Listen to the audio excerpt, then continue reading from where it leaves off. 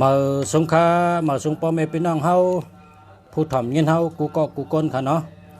ฮักกูก็ค่ะมาสงขา อันในอาทิตย์เปงปังว่ามี5 เม็ดได้ปังว่ากุ้งพลากุ้งตะลา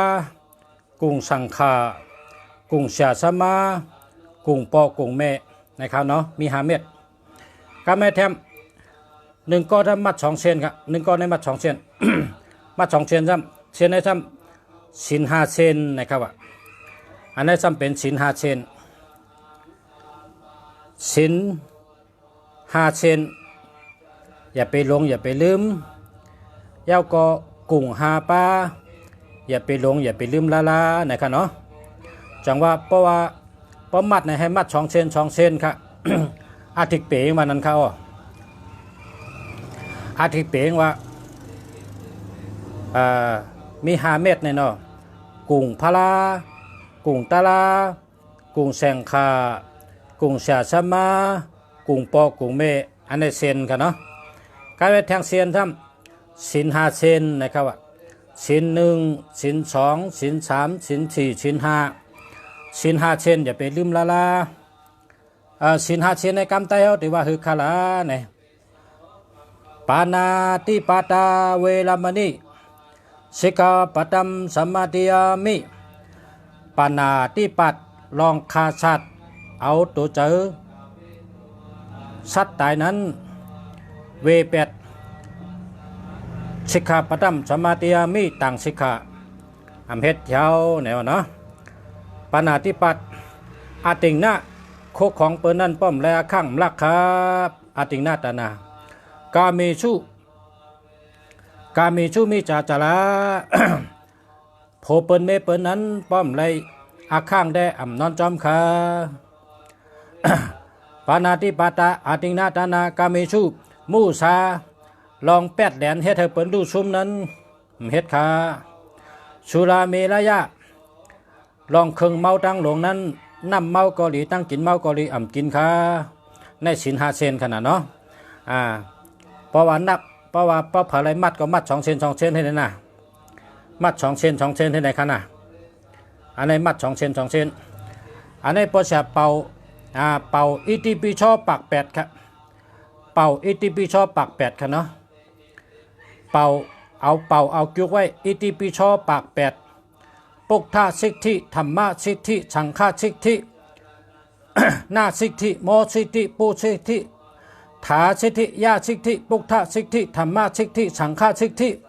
เปเจกาปุกถาสิทธิเจ้ายาหันตาสิทธิสัพพะสิทธิสิทธิกิจจำสิทธิกัมมัมสิทธิกาลัมสิทธิกินเจวะสิทธิเจียเมงกาลัมองค์นาโมพุทธายะยะถาปุโมนะสัพพะกะชะนามาปะทะอิสวาสุสวาอิมาอาอุอามะนั่น37 กรรมค่ะเนาะ37 กรรมองค์หัตถยะมหาโลกะปิชโนลาซาท่าเสียท่าจ้าเสียจ้าอันนี้37 กรรมค่ะเนาะ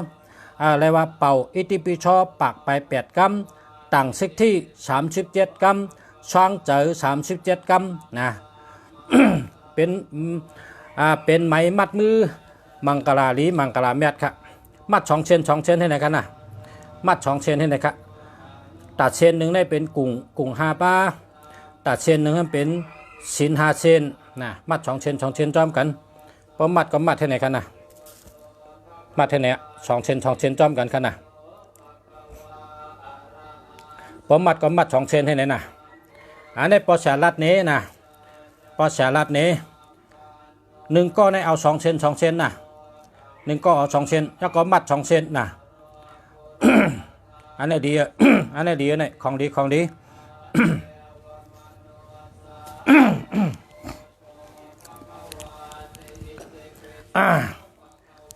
เตมาซับแรงเนี่ย โคช่องอันในปอช่องซ้ำกาลน เจ้าขุนช้างขี่กาลนเจ้าขุนช้างขี่กาลนอันนี้เจ้าขุนช้างขี่กาลนอันนี้บ่ต้องขุนกาลน คุณกาลนอันนี้เจ้าขุนช้างเนี่ยมี3ป้า เจ้าขุนช้างเนี่ยมี3เจ้าอันไตเขาว่าสร้างแก่นอันนั้นไตเขามันหูติปองว่าสร้างแก่นกันต่อค่ะหูได้หูติปองก็หนังจังใจว่าก็เลยเนาะกันต่อค่ะกันต่อปากกันต่อเหงกันต่อหมื่นกันต่อแสนกันต่อค่ะหูได้หูแต่ตั้งใจว่านั่นก็สร้างแก่น ตั้งใจว่าหูกูก็ค่ะก็กะเขาเจ้าว่าสร้างแก่นเตงเป็นสางแก่นค่ะเป็นขุนช้างค่ะเป็นขุนช้างสางแก่นนะครับเนาะ อันนี้เป็นขุนช้างครับขุนช้างจึงเจ้าจือวิษณุนะครับว่าขุนช้างป้าในจือเจ้าวิษณุนะเจ้าขุนช้างป้าในจือว่าเจ้าวิษณุนะขุนช้างวิษณุนะขุนช้างวิษณุเรียกว่าเป็นเจ้าขุนช้างใน3เจ้าในป้ามันเจ้าป้าหนึ่งขุนช้างป้าที่1เป็นเจ้า เจ้าขุนช้างเจ้ายาเซจีวะนะขุนช้างป้าที่1ขุนช้างป้าที่2ที่3ก็เป็นเจ้าป้าในจือขุนช้างวิษณุแทงขุนช้างแทงอันนะขุนช้าง4หน้านะครับเนาะขุนช้าง4หน้ามาเต้นได้มีนาเหลียวก็นะมีนาเหลียวก็เฮ็ดให้มีตีปองมันว่านาเมตตานากรุณานามุติตานาอุเบกขาคนเฮากูก็แต่ละมีเปียมาโจตลา4ป้านะครับว่าเปียมาอันว่านั้นปังว่าสังค่ะแต่ละมีตลาสัง4ป้านะตลาสัง4ข้อนะครับตลาสัง4ข้อที่1แต่ละมีเมตตาหมอฮักกันข้อที่2แต่ละมีกรุณาหมอเอรู้กัน หมอจอยแถมกันหมอเอรู้กันข้อที่3แต่ละมีมูตี้ตาห่มจมกันจอยเหลือกันพร้อมกันฮักกันข้อที่4แต่ละมีอุเบกขาปล่อยวางข้างหลอดปันกันปล่อยวางขว้างปันกันปล่อยวางขว้างหลอดปันกันพอเขาปล่อยวางเขาก็เต็มนักพอเขาปล่อยวางมันก็เต็มนักโหว่านักก็โหนะนักกูเมียวอะใจก็นักตัวก็นักนาตีปุนพ่อนก็นักพอเขาปล่อยวางแต่วาวนะวางลงโปร่งเป็นเจอเย็นเป็นสุขในว่ากรรมไทยเปิดห้องวางลงไหนก็วางลงนั่นน่ะโปร่งเป็นไหนก็เหมือนจึงบ่ไพ่บ่เข้ามาพักป้องเลือดหนาวก็โปร่งลงให้นั่นน่ะวางลงโปร่งเป็นเจอเย็นอันว่าได้กรรมไทยเขาก็ว่าเจอเย็นกรรมไทยก็ว่าเจอเย็นแกเจอเย็นได้วางลงโปร่งเป็นเจอเย็นเป็นสุขอันว่ากรรมไทยเขาเป็นว่าสุขะแคมสานั่นน่ะเนาะกรรมไทยว่าสุขะแคมสากรรมไทยได้เป็นว่าวางลงโปร่งเป็นเจอเย็นเป็นสุขมิสิเคาะวางลงไหนก็วางลงให้ละวางเครื่องให้ละ วางลงโปร่งเป็นว่าหมอเข้าเลือดหมอพักเลือดหมอน้ำไม่เลือดหมอน้ำห้อนเลือดพอโปร่งลงก็พอหมอโปร่งก็มันไม่ตัวเขาหรอกพอเขาหมอโปร่งวางลงโปร่งเป็นเจอเย็น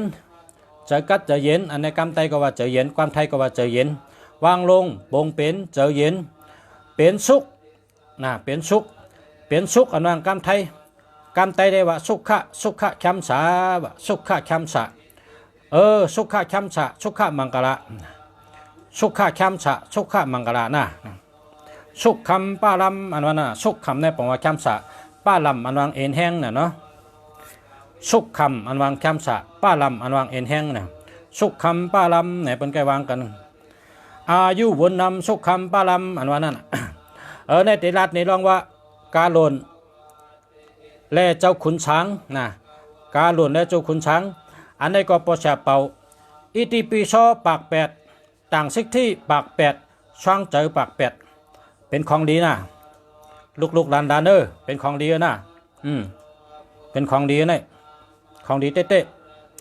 ใกล้ยุคต่างโหยสุดต้องอะไรนะอาโลชันตาเปว่าเปจุงนะ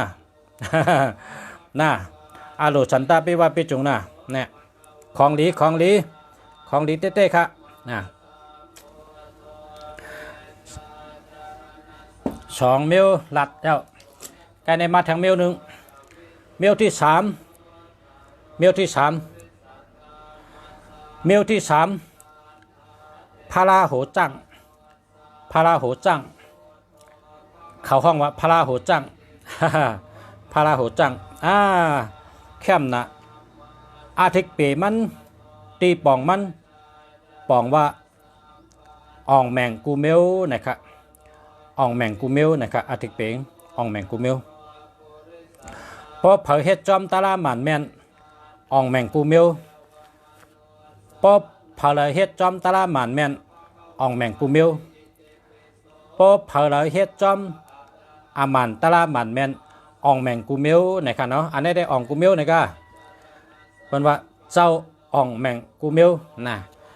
ลุงชาเตอุบเน อาทิตย์เปมันว่าจังไหนนะนะโมตัสสะภะคะวะโตอะระหะโตสัมมาสัมพุทธัสสะนะโมตัสสะภะคะวะโตอะระหะโตสัมมาสัมพุทธัสสะนะโมตัสสะภะคะวะโตอะระหะโตสัมมาสัมพุทธัสสะสิคเนสายะนะมหาสิคเนสายะนะมหาสิคเนสายะนะมหามหาเทพมหาราชเทพแห่งความสำเร็จโอมมหาลาลอย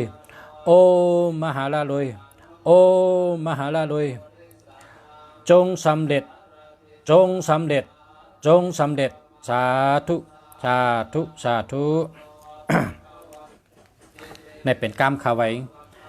อาทิตย์เปงก็ว่ามหาเทพในปังว่าเจ้าคุณช้างหลงสิคเนชายะนะมหาประการแต่เขาก็ว่าเจ้าโหจ้างเจ้าก็โหจ้างเฮ็ดจังได้เอาก็หงเอาจ้างมาเสิร์ฟในจ้างในวันหูใหญ่ในปีงใหญ่เยอะในว่าวันหูใหญ่ในปีงใหญ่เยอะเนาะ มีสติปัญญาเนี่ยนะเนรีเนี่ยจ้างใหญ่เลยเปิ้ลมหาราชาว่างเจ้าคุณหลงไหนแกเทพแห่งความสำเร็จอันว่านั้นเจ้าคุณช้างอ่องแมงกูเมียวนะครับเทพแห่งความสำเร็จโอมมหาลาลุยอันนี้คำว่าตัวคำว่าโอมมหาลาลุยมันแปลว่าโอมในดีนะโอมในองค์นั่นน่ะกำไตว่าองค์นั่นน่ะมหาลาลุยเนี่ยย้อนเฮหมักมีย้อนเฮหมักมีย้อนเฮหมักมีใหญ่หลงย้อนเฮหมักมีใหญ่หลงนะกำเป็นว่าโยก็ย้อนเป็นชัดเทหลงวันนี้กะ อมมหาลาลุยเนี่ยนะว่าจังนั้นเนี่ยความไวจะเป็นไวนำมตสะ3 กรรมก็สิคเนชายะนะมหาสิคเนชายะนะมหา มหาเทพมหาราชาผู้ยิ่งใหญ่เทพแห่งความสำเร็จสาธุอันนี้เป็นกรรมไว้อันนี้ห้ามกรรมไว้ซ้ำกรรมไว้อันนี้ซ้ำมีกรรมไว้นะโมตัสสะภะคะวะโตอะระหะโตสัมมาสัมพุทธัสสะนะโมตัสสะภะคะวะโตอะระหะโตสัมมาสัมพุทธัสสะนะโมตัสสะภะคะวะโตอะระหะโตสัมมาสัมพุทธัสสะ โอมพยาคุดรุดแล้วรวยหน้าไหลเงินหน้าไหลทองหน้าไหลทรัพย์หน้าไหลวุญปารามีหน้ามันคงหน้าล่างอาถรรพ์หน้าเจริญหน้ารุ่งเรืองหน้ารุ่งโรจน์หน้าเมตตาอธิษฐานมินะอันนี้แคมนะ ปอหลัดกำไตเขาก็ว่านะโมตัสสะ3กำเจ้าหลงกาหล่นเจ้าหลงกาหล่นเจ้าหลงกาหล่นองค์พญาครุฑพญาในปังว่าใหญ่เต็มเดียวพญาเนี่ยนะพญาในปังว่าใหญ่ลงพญาครุฑคุดในเป็นกาหล่นพญาครุฑ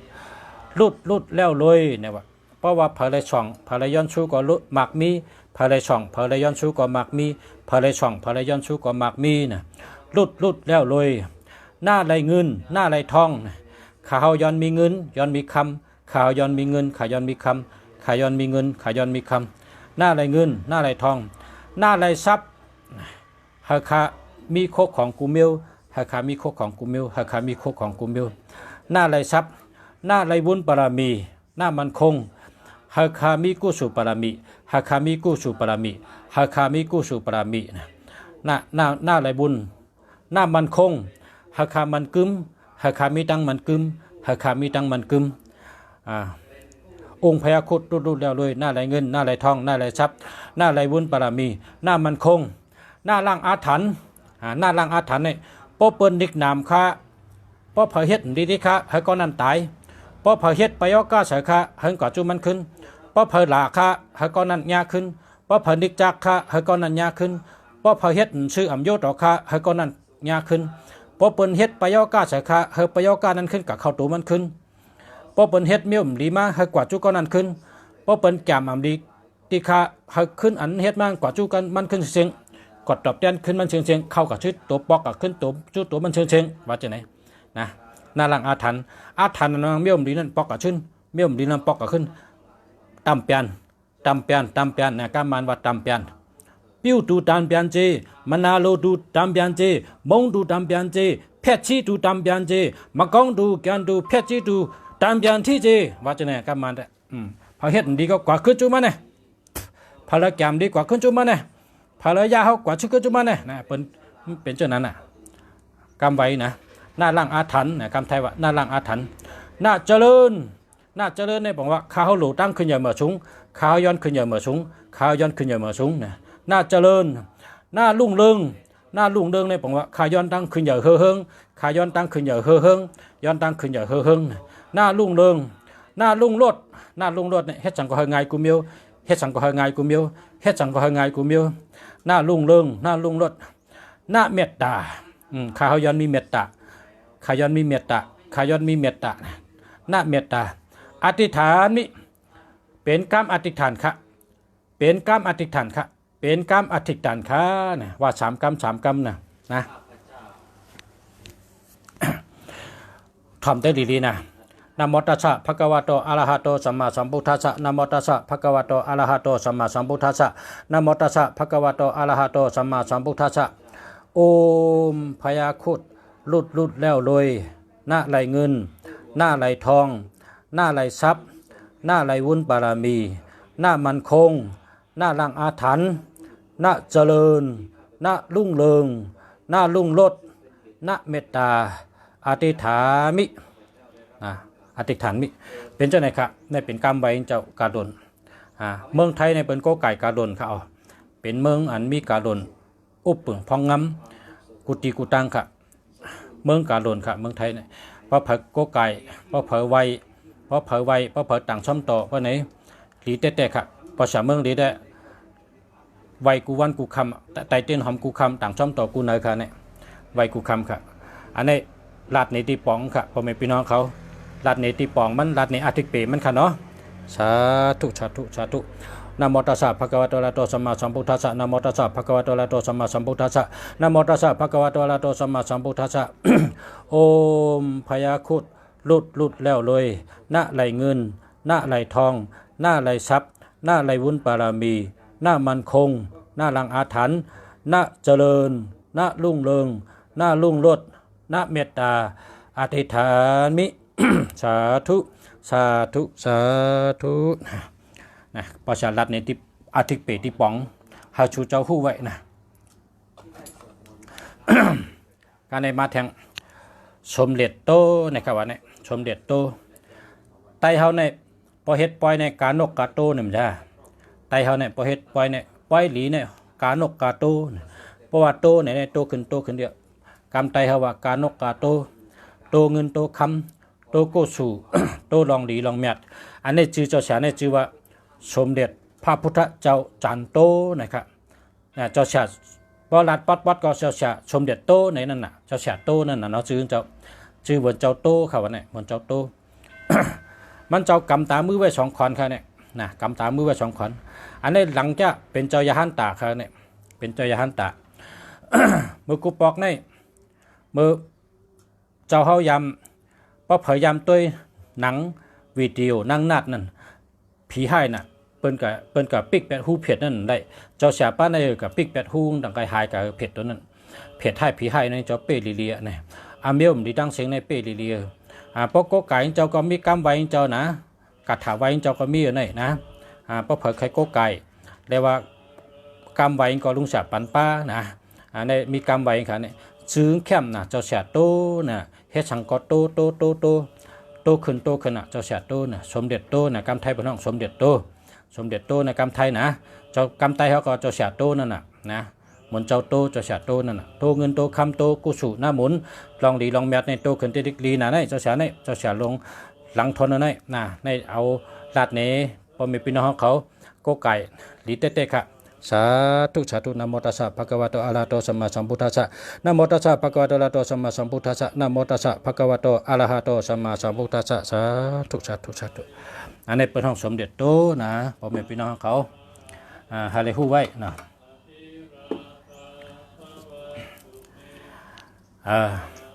อันนี้ทำพระพิฆเนศตัดที่ห้อยคอค่ะพระพิฆเนศตัดที่ห้อยคอนะครับมีสายห้อย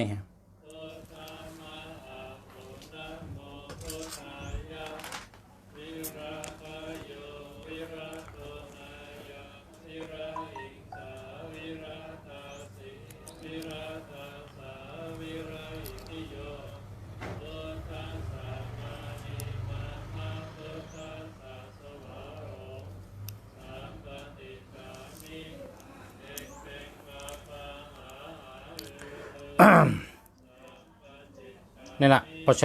ชาได้ใส่บัน2 เซนจะไหนเนาะใส่2 เซนจะไหนแล้วก็เอาไว้จับตัวกันนะเอาไว้จับตัวกันอันนี้พระพิฆเนศในกำไตเป็นว่าพระราหูจ้างอ่องแมงกูเมียวนะอ่องแมงกูเมียวในขณะอันนี้ก็ในพระราหูจ้างอันเมื่อกี้นั่นน่ะอันนี้อันเล็กสาธุ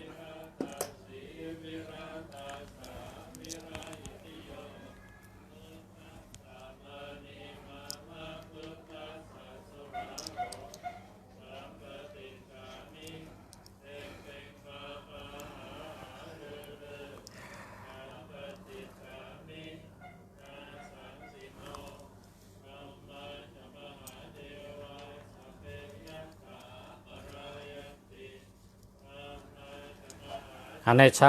ำตาหอยคอตา2 จับตัวอันนี้เจ้ามุนใหญ่คนหอคำเฮานะเจ้ามุนใหญ่คนหอคำเฮา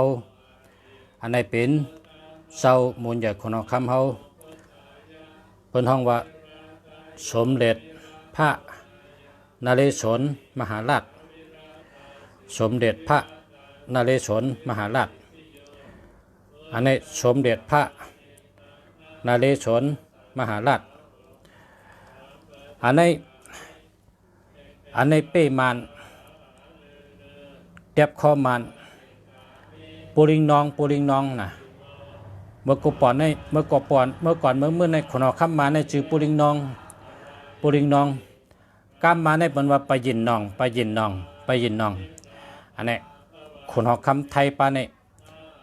เตียบคอมันเป็ดอ่ะนะนั่นน่ะจะว่าเป้มานเมื่อกูบอกในมาในยามมาตึกเมืองไทยใน2-3 ปอกพอเจ้าหอกคำปาในเต็บคอปูรินองเนี่ยมันมาแทนปอกอ่ะนะอันนี้เมื่อก่อนมื่นกุนกาเนื้อสืบปืนบุญกานะเนื้อสืบปืนเมื่อก่อนบุญนะเมื่อก่อนมื่นเปิ้นตึกกันนั่นกาคนเมืองในเมืองตึกกันในขนอคำปูรินองไรตกชมก่อนในย้อนเจ้าปาในอันนี้เป็นเจ้า สมเด็จพระนเรศวรมหาราชเป็นเจ้าหอกคำเฮาเนี่ยสาธุสาธุสาธุจอยเจอเคยไตเฮาอะไรก็เย็นมันหนังเมืองไทยค่ะย้อนเฮาปึงย้อนได้ปึงกุ่งปรมีเจ้าจอยเลยเมืองไทยเฮาเหิงกัดเย็นเมืองไทยย้อนเฮาเมืองไทยเฮากัดเย็นมันหนังเมืองไทยค่ะย้อนเฮาเมืองไทยเฮากัดเย็นมันหนังเมืองไทยค่ะสาธุค่ะสาธุสาธุย้อนปึงกุ่งปรมีเจ้ามาจอยเจอจัดไตเจอเคยไตเมืองไทยเฮากัดเย็นมันหนังเมืองไทยขันไว้ค่ะสาธุค่ะสาธุสาธุค่ะสาธุสาธุย้อนเฮาเมืองไทยได้กัดเย็นมันหนังเมืองไทยค่ะย้อนเฮาเมืองไทยได้กัดเย็นมันหนังเมืองไทยค่ะสาธุเจ้าสาธุสาธุสาธุอันนี้โกไก่นะโกไก่ไว้ลีๆนะโกไก่ไว้ลีๆลาดเน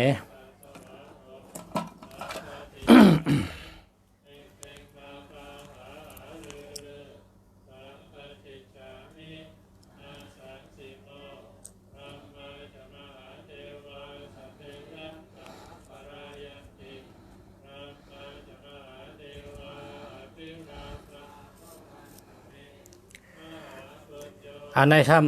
ำเจ้าเปิดเงินเจ้าเปิดคำอันไหนเป็นเจ้าเปิดเงินเจ้าเปิดคำค่ะเจ้าเปิดเงินเจ้าเปิดคำอันไหนหลุดไรใบกำใบเจ้าหลุดไรไตเต้นหอมหลุดไรใบเอาย้อนชูเอานะก็เลยใกล้ก็เลยกับใบเจ้าก็เลยย้อนชูมันเจ้าก็ปั่นเขาเนี่ยนะก็เลยใกล้ใบก็เลยใกล้ย้อนชูมันเจ้าก็ปั่นเขาปันจุกปันลาบเขาเนี่ยในจะเปิดเงินจะเปิดคำเขาเนี่ยนะจะเปิดเงินจะเปิดคำอันตาห้อยคอก็เลยจับตัวไว้ก็เลยค่ะเนาะใช่ไหมครับมีปลากำใบค่ะหลุดไรใบกำใบเหแต่เต้นหอมเหย้อนชั่วเขาเพราะใครมีเงินมีคำก็เมืองเขก็เป็นโกไก่เมืองแก่ปานก็เป็นโกไก่เมืองไทยก็เป็นโกไก่เมืองตีแปดก็เป็นโกไก่ค่ะจะเปิดเงินจะเปิดคำเขาเนี่ยนะอันนี้แต่จับตัวให้คอเขา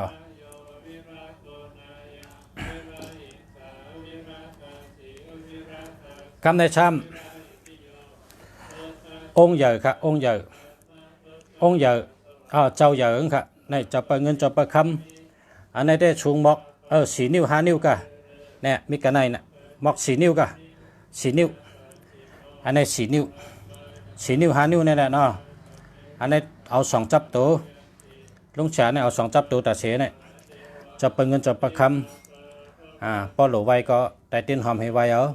พอหลุดต่างช่อมต่อก็ต่างเข้าหมักไม่นะอย่าไปต่างเนื้ออย่าไปต่างปลาอันแค้วเนี่ยไรเหี่ยวนะไข่ไก่ก็ไรปลาก็ไรหรือไรไข่ต่างก็ต่างเข้าซุกน้ำหมักไม่ก็ป้อมต่างช่อมต่อก็เป็นทั้งแต่เต้นหอมย้อนชั่วก็ไรนะแต่เต้นหอมย้อนชั่วก็ไรอันนี้ก็จะเปิดเงินจะเปิดคำสู่ใหญ่นะพอมีพี่น้องเขาเขาเลยฮู้ไว้ว่ามันเหมือนจังโกนกองเนี่ยโกนเขาในก็องค์ประกอบอันมาอยู่ให้เขาเป็นก้นในเลยเพราะเกิดมาในมิตูหลายๆแกเพราะเกิดมามิตูหลายๆแกหนังฮือเตมอลัดกามนั่นพอเมเขาซ้ำสอนปันเขาหมอลัดกามพอก็ใหญ่มาหนังฮือเตมีปิญญาพอเมเขาซ้ำเอากับสอนปิญญาในเปิดห้ององค์ประกอบตัวก้นเขาพบเกิดมาในปล่อยป่วยมีหังเหาะพอมีเขาก็เอาโกนมันนุงปันเอาซื้อมันนุงกันอันนี้เปิดห้องว่าองค์ประกอบอันห่อเนื้อนะพอตาโมมันก็ซื้อมันตามมาเสในก็องค์ประกอบตัวก้นเขาพอหูมลีมันก็ซื้อเครื่องหูมาเสอันนี้ก็เป็นองค์ประกอบตัวก้นเขาพอเขี้ยวลีมันก็เสเขี้ยวในก็องค์ประกอบตัวก้นเขาตามลีเฮ็ดไทยตาลีก็องค์ประกอบตัวก้นเขาโคซองอันสุเจ้าหันในโคซองเจ้าเนี่ยเอามาหอยเจ้าเนี่ยอันนี้ก็เป็นองค์ประกอบตัวก้นเฮากลางแสงอันตื้อเจ้าในกลางแสงเจ้าในปอเจ้าในเป็นห้ององค์ประกอบกดตัวก้นเฮาแหวนคำอันเฉยเจ้าในแหวนคำแหวนเงินแหวนคำเจ้าในได้เป็นองค์ประกอบก้นเฮานะแหวนเงินแหวนคำแหวนเงินแหวนคำแหวนแก้วแหวนแสงเจ้าในเป็นองค์ประกอบเชนาลีอันหอยมาเจ้าในเป็นองค์ประกอบนะอันนี้เป็นห้ององค์ประกอบตัวก้นเฮากันในหนังฮือตัวเฮาคาเตมีลาบหนังฮือตัวเฮาคาเตมีสิริมังกะลาลีมังกะลาเมียดนั่นโคสองลีเฮาคาก็หลูมีเวจับตัวพาราลีเฮาคาก็หลูมีเวจับเพิ่นกาถาลีเฮาก็หลูหมอลอดเฮาหลูใกล้ใบพารา ไปพระเหคำชินเหน้ำหมากเหนังสมาธิเหนังตะลาเหเพเมตตาเหจะได้เป็นองค์ประกอบเฮาหลูกใกล้ลองซ้อมเฮาเจ้าสั่งเขาบนจ้างเขาเลยชุ่มซ้อมอันเฮาลองเจ้ากังเนเจ้าอันนี้เป็นองค์ประกอบปุณตมีลับหากินง่ายมีเงินง่ายนะ ใกล้ปล่อยปลาปล่อยนกปล่อยชัดจะได้เป็นองค์ประกอบปุณตเฮามีปารามีมีบุญมีกุศลขึ้นมากัดไตเต้นโจย้อนว่าอย่าเฮามีเพกว่าไตเต้นลาบนะเฮาแต่ได้จกไรลาบนะกูลองเป็นองค์ประกอบตัวคนเฮาอันลุงเสียเอามาป้านี่ในกองเป็นองค์ประกอบกิริยาตัวคนเฮาเหมือนจังหนังก้นหุงพักนั่นน่ะ ก้นหุงพักนี่นะพอหุงพักนี่ผักกาดก็โหลมีถั่วเน่าก็โหลมีเกลือก็โหลมีน้ำมันก็โหลมีหอมมะเขือส้มก็มีมันโหลมีเจจังกลายเป็นผักหวานจังใจคือเพราะฉะนั้นก้นเฮาคาในปุ่นตาก้นเฮาจะเป็นก้นมีกุศลลีกามลีลาบลีนี่มันโหลอันมาจอยค่ะติดตัวเฮาคาในนะมันโหลอันมาจอยเฮาเตียวอีสังมาจอยนั่นมันอยู่ติดตัวเฮาวนหังกวย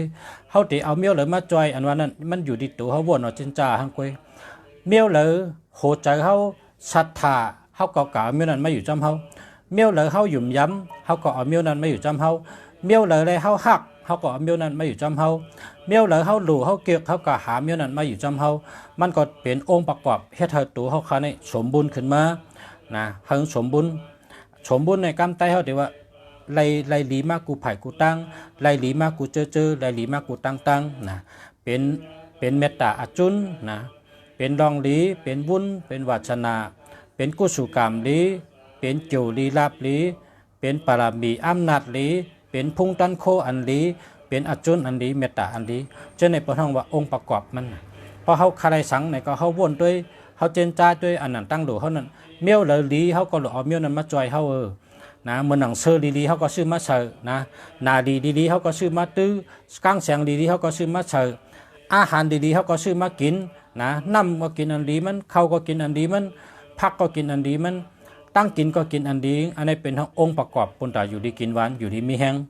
การในตัวเขาคานหนังเฮอเตมีอำนาจมีปรามีมีพงตันโคมีจุกลาบนั่นช่ำโลหาเมียวในหันจังดงสารัดในเอามากึกกับจับตัวเขาไว้นะหมายพงหลีก็เตลีกูเมียว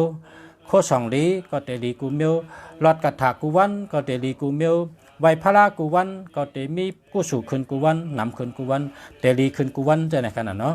มันเป็นห้องว่ากิริยามันหรือให้มีเจนะเพราะว่าพอมีพี่น้องเขาใครก็กับสืบมาตีหมายพง0887896916นะ0887896916พอมีพี่น้องเขาก็เลยวัชนาป้าเลยใครแค่ช่องก็กับสืบมาตี0887896916กันเนาะพอมีพี่น้องเขากูคนขาเสียเมืองดีย้อนชูเหอพอมีพี่น้องเขาเขาเสียเมืองดีย้อนเฮอชูเจ้าขึ้นใหญ่เฮงเฮาชูเจ้าขึ้นใหญ่เฮงเฮาชูเจ้าขึ้นใหญ่เฮงเฮาอยู่ดีมีเงินห่างดีกึกปืนกูคนขามาสงขา